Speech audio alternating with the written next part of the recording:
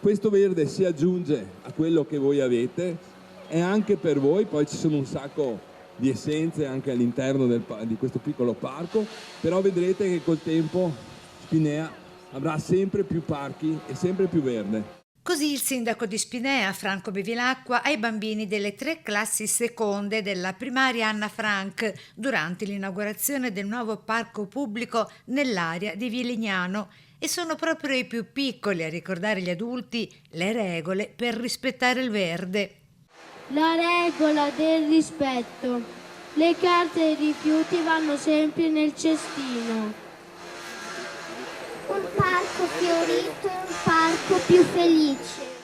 Parco dell'Amicizia, il nome scelto dagli stessi bambini per i 2000 metri quadrati di nuova area verde, contiglio, ciliegio selvatico, sorbo e acero campestre, solo per citare alcuni dei 16 alberi piantati insieme a essenze come lavanda e rosmarino.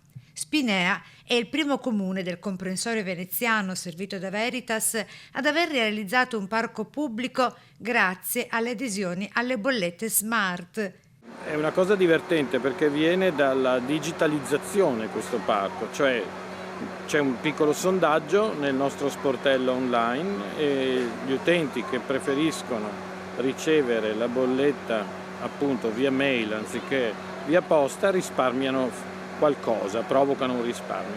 Alla fine dell'anno vengono circa 20.000 euro che usiamo per queste iniziative, anzi sono iniziative anche scelte dagli utenti perché noi gli facciamo scegliere fra una o due opzioni e questa volta hanno detto verde. Un'area inizialmente destinata all'urbanizzazione che diventa oggi uno spazio verde pensato soprattutto per i bambini.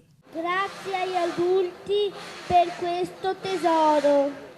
Molto soddisfatto perché questo è il primo passo per quel progetto che noi abbiamo di una città verde e questa è un'area che poteva essere edificata che noi abbiamo deciso di utilizzarla come parco, scegliendo proprio una linea che avevamo anticipato in campagna elettorale e da quando siamo al governo e la città stiamo adottando.